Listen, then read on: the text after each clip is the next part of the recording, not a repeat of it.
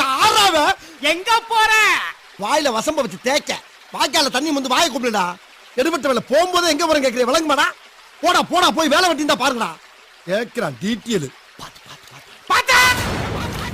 ஏண்டா நல்லா தானே வந்துகிட்டு இருக்கேன், கொஞ்சம் சும்மா இருடா.